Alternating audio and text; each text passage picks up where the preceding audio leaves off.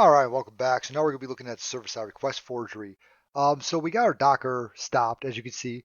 Okay, to stop a Docker, all you can do is just sudo docker ps tech aq. That's going to show you your Docker container images. And I just went ahead and just stopped. I had two running. I just went ahead and stopped them both. So now what we're going to do is we're going to get the server-side request forgery one up and running, and that's going to be on port was it 9000? I believe it is.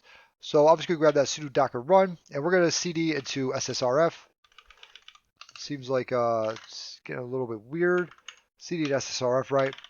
And we're just gonna go ahead and we can just actually there's nothing in there. Let's go ahead and back out of here. Oh, that's because I just made this directory. I just made the CD, the SSRF directory. All right, but we can go ahead. We can just run this sudo docker run tag p 9000 for lowercase SSRF because capital one is the directory I just made.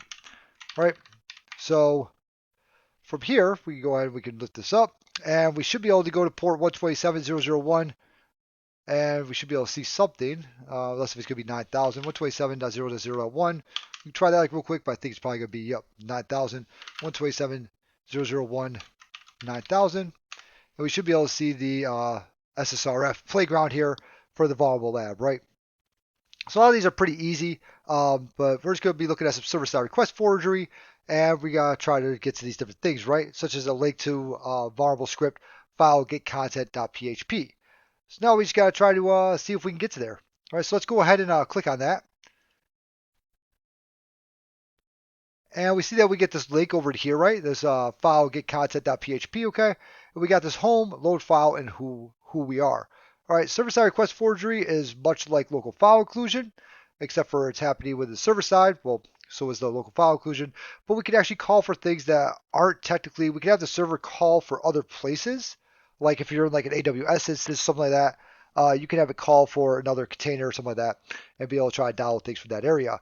Now, just like before, we could only see things that we could only see things that we could actually um, talk to, right? That we could actually mess with, right? So let's go ahead and let's try to load a file. All right. So we'll try to load a file here. If I click on it, there we go. Okay, to specify the file name, we got local.txt, whatever else, right? Let's go ahead and do file. We get this a little bit bigger here. There we go.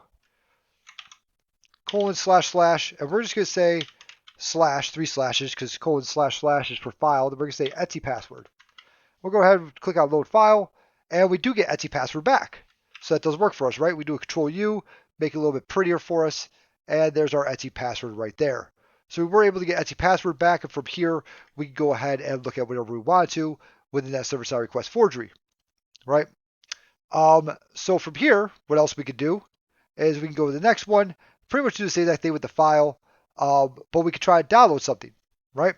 So let's go ahead and we'll go back one, and we'll see if we can't download something here. This is 127 on this server-side request forgery lab. So application provider interface, remote host, SQL connect.php. All right, cool. Oh, that's for the SQL injection one, or not SQL injection, excuse me. That's to receive MySQL stuff. But that's only if we have a server set up. So there we go, download.php. Let's go ahead and try to download a file. And this time, instead of calling for that file, we're actually just going to try to download etc password.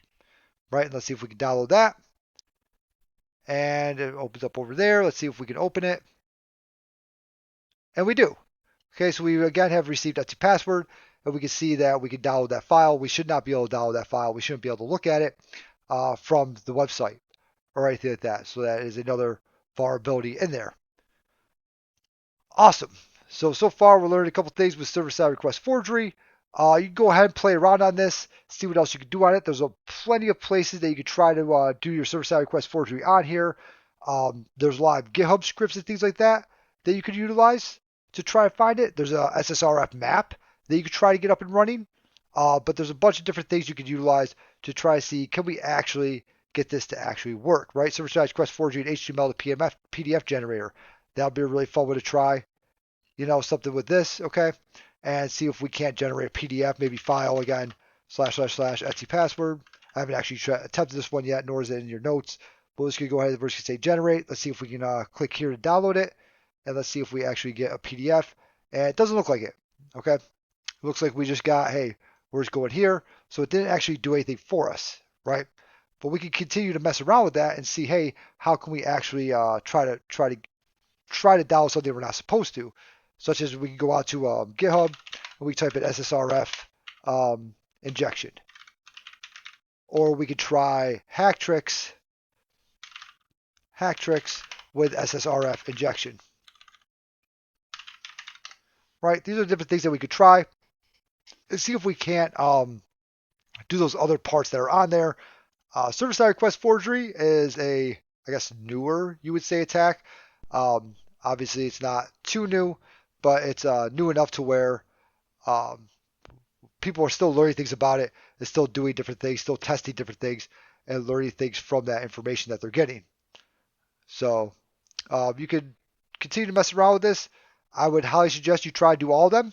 All right, the MySQL one, you do need a MySQL server running, which we do not have on our machines there, but I mean that's okay, right? So that would be the one to skip, or you could just try to go ahead and actually utilize get a MySQL server up and running and actually utilize that one. All right, so we're going to be moving on next to our Juice Shop stuff. Juice Shop has a bunch of vulnerable things in it. I would highly suggest also whenever we get over there, you just play with it. Just play around on it. That's what I use for my web penetration testing from eLearn Security. I use Juice Shop the most, and I was able to pass that first go round. And it was a tougher test, but that Juice Shop web app really helped out with passing that exam, like right there. It helps out a lot of people with just passing different certification tests and also with the actual penetration testing.